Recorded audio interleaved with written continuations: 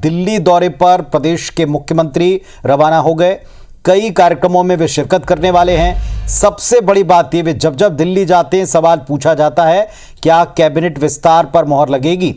CM Sai का ये कहना है कि इंतजार करिए और अब की बार फिर संकेत है कि संभवतः इस पर कुछ फैसला लेकर वे आ सकते हैं। तो दो प्रमुख बातें, मुख्यमंत्री विष्णुदेव साय दिल्ली के लिए रवाना हो गए, इंतजार की बात की जब कैबिनेट विस्तार की बात हुई। इधर कांग्रेस पार्टी में भी बदलावों का दौर है। धनेन्द्र साहू ने भी कैबिनेट विस्तार को लेकर एक प्रतिक्रिया दी है। सरकार बन चला रहा ये स्पष्ट नहीं, रिमोट कंट्रोल वाली सरकार के आरोप विपक्ष ने फिर दोहराए।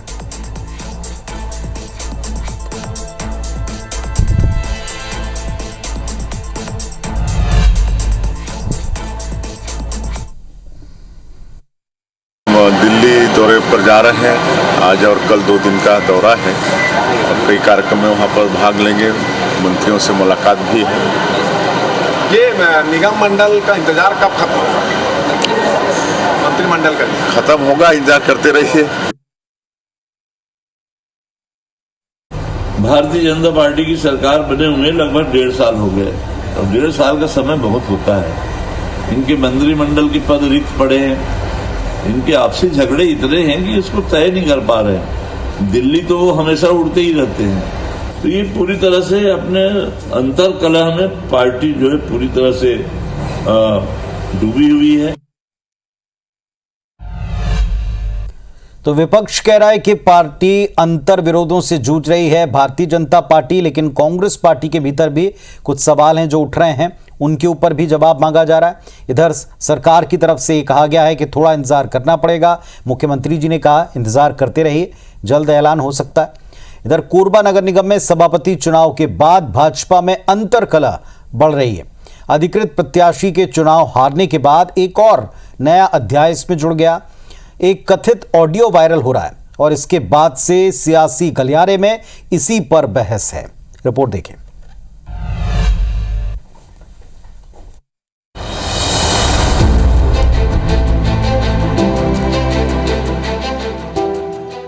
वो हो गई है बात, पता नहीं बद्री आपको बताया कि नहीं?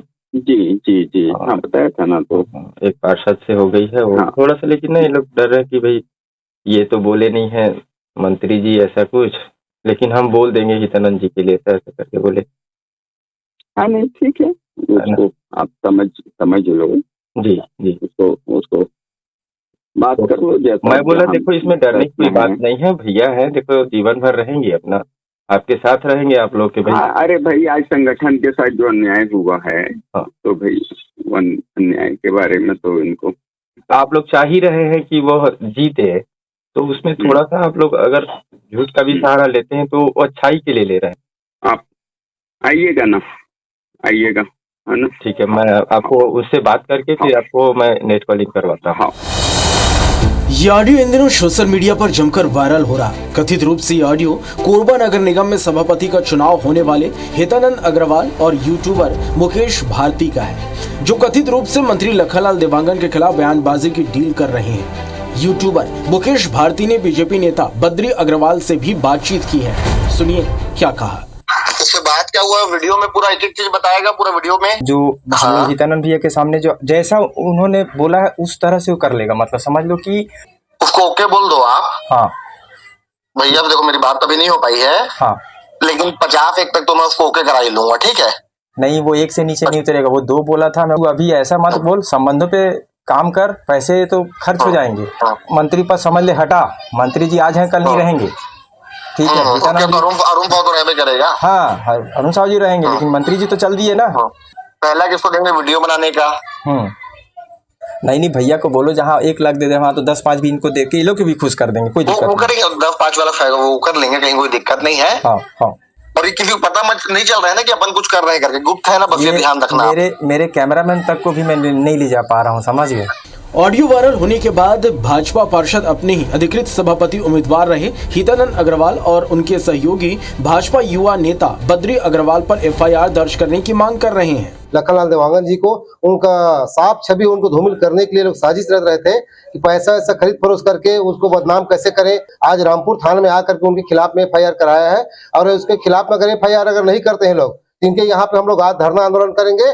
कोई बड़ी बात नहीं है, जो इतना छोटा हरकत से लेकर के बड़ा हरकत कर सकता है, वो हमारे मंत्री के ऊपर गोली भी चलवा सकता है और हमारे किसी भी नेता को जान से मरवा सकता है। पूरा सियासी घटनाक्रम कोरबा में सभापति चुनाव से जुड़ा हुआ है, जहां बीजेपी के अधिकृत प्रत्याशी हितानंद अग्रवाल सभापति का चुनाव हार गए। यहां से बीजेपी से बागी होकर नूतन सिंह राजपूत चुनाव लड़े और जीतकर सभापति बन गए। सभापति बनने के बाद मंत्री लखनलाल देवांगन ने सभापति को बधाई दी थी, जिसके बाद बीजेपी ने मंत्री लखनलाल देवांगन को नोटिस दिया था और 3 सदस्यीय जांच टीम बनाई गई। जांच टीम के सामने क्या बोलना है, ये हितानंद अग्रवाल एक यूट्यूबर के साथ मिलकर प्लानिंग कर रहे थे, जिसकी पोल वायरल ऑडियो से खुल गई। अब देखना होगा कि इस पर आगे पार्टी क्या कार्रवाई करती है।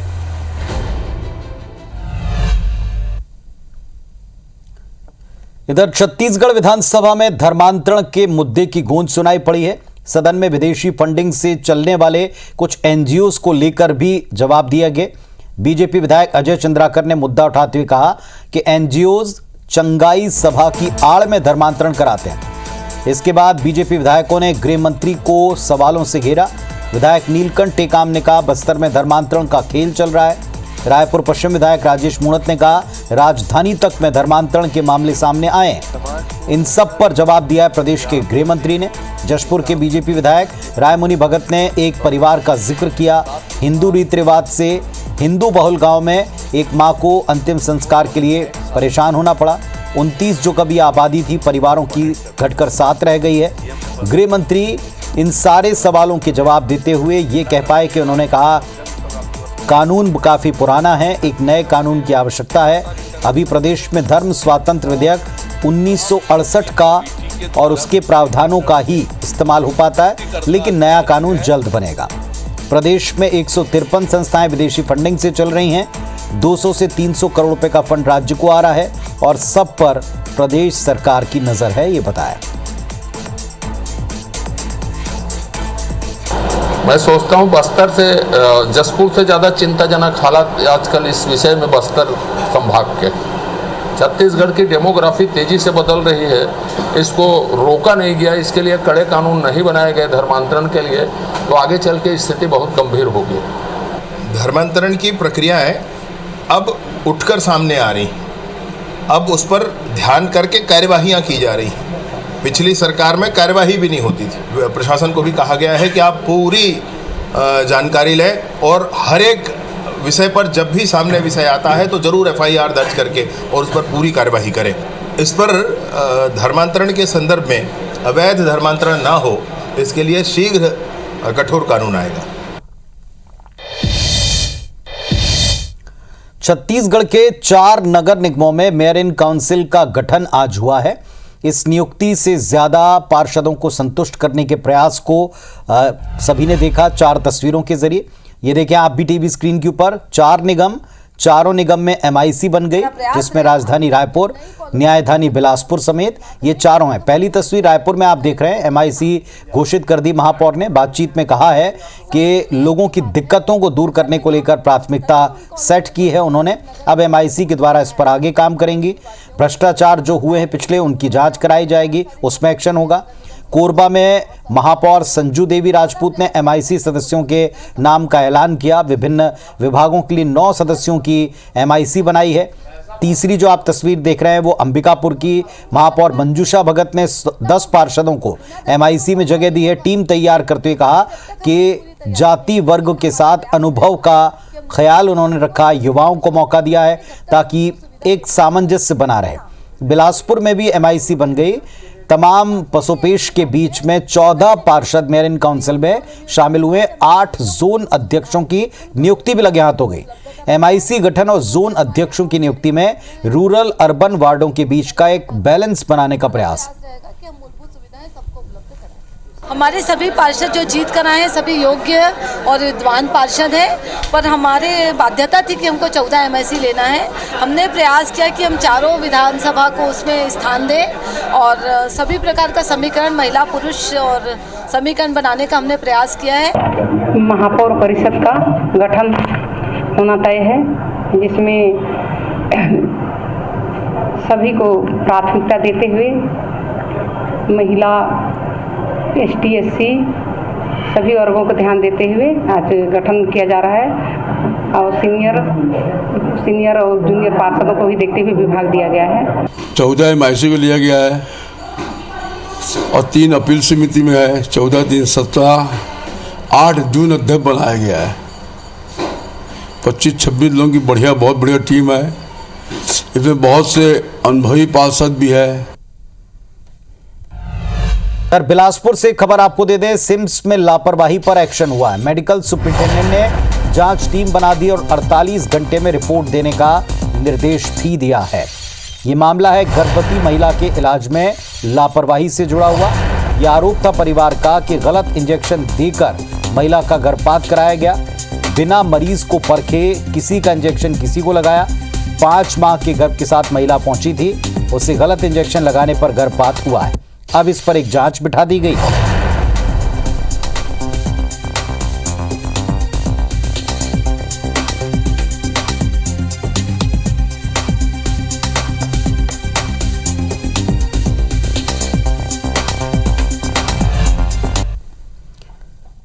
और आज एक बड़ी घटना घटी रायपुर के खरोरा में, जहां एक सिपाही ने एक एएसआई का कत्ल कर दिया।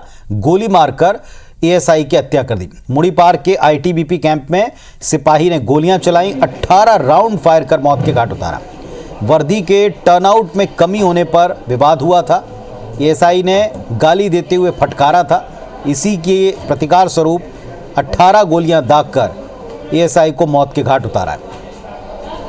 आरोपी जो है बिहार का रहने वाला बताया गया।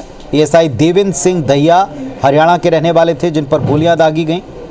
18 राउंड फायरिंग के बाद उनकी मृत्यु हो गई और इसके बाद ये जवान जो है पकड़ा गया। वर्दी के टर्नआउट में कमी को लेकर विवाद था।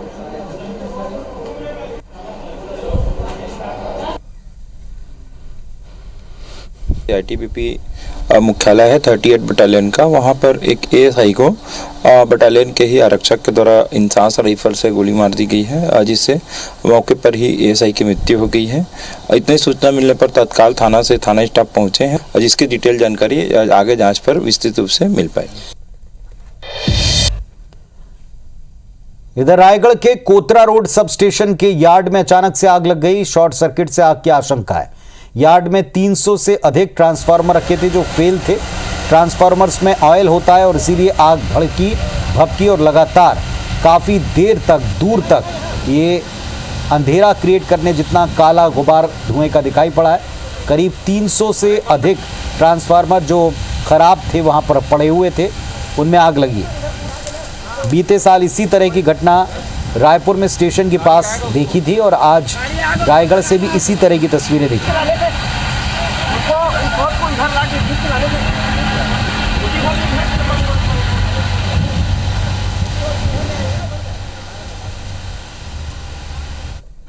तो तस्वीरें आपको दिखा रहे हैं, देखिए आप, दूर तक ये काले धुएं का गुबार दिखता रहा। शॉर्ट सर्किट से आग लगी है।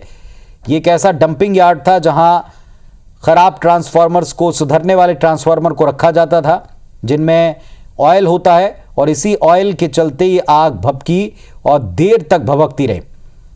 30 लाख से ज्यादा का नुकसान होना बताया गया। जिम्मेदारियां इसमें बाद में तय होंगी, लेकिन देखिए कितना दूर से और कितनी देर तक ये पूरा धुआं फैलता रहा। कई सारे लोगों को अफरा तफरी के माहौल के बीच अपना घर छोड़ना पड़ा, घर खाली करवाया गया उनसे।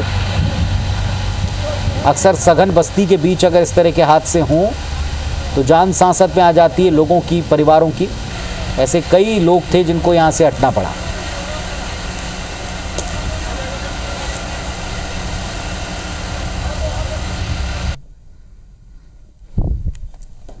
ना कारण का ज्ञात हुआ है, ना किस प्रकार का नुकसान हुआ है, यानी कितनी राशि रुपए की उसका ज्ञात हुआ है। वो हमारी प्रायोरिटी अभी नहीं है। हमारी प्रायोरिटी सबसे पहले आग पे काबू पाना है। उसके बाद ये जो दोनों चीज़ें हैं, यानी कि कितने माल की क्षति हुई और आग कैसे लगी, इनका आकलन बाद में कर लिया जाएगा। और एक बड़ी खबर बीजापुर से 19 नक्सलियों ने सरेंडर किया है। 10 नक्सलियों पर 29 लाख रुपए का इनाम था। बीजापुर समेत कई इलाकों में ये एक्टिव रहे। सीआरपीएफ और पुलिस अफसरों के सामने सरेंडर हुआ है। बीते दिनों 60 से ऊपर नक्सलियों ने सरेंडर किया था पड़ोसी राज्य में तेलंगाना में, और आज बीजापुर में 19 नक्सलियों ने सरेंडर किया है। 10 पर 29 लाख का इनाम था कुल मिलाकर। बीजापुर समेत कई इलाकों में सक्रिय रहे पुलिस और सीआरपीएफ के अफसरों के सामने ये सरेंडर हुआ है। बड़ी खबर इस वक्त की तस्वीरें भी आपको दिखाएंगे। बीजापुर में नक्सलियों ने सरेंडर किया है। 19 नक्सलियों ने एक साथ सरेंडर कर दिया। इनमें से 10 पर 29 लाख रुपए का इनाम था। संतोष हमारे साथ, हमारे सहयोगी जुड़ गए हैं। संतोष, बताइएगा इस बारे में जानकारी दीजिए। जी, आपको बता दूं कि 19 माओवादियों ने आत्मसमर्पण किया है। पुलिस की लगातार सर्चिंग और जो नए नए कैंप खुले हैं, जिसके चलते जो जिस प्रकार से आवागमन सब बंद चालू हो गया, जिस प्रकार से माओवादियों को कहीं ना कहीं छिपने के लिए जगह नहीं मिल रहे हैं, इसको लेकर भी एक तरह से माना जा रहा है 19 माओवादी जो आत्मसमर्पण की, ये 29 लाख की इनामी है। इसमें से 10 नकली जो थे 29 लाख की इनामी नकली है।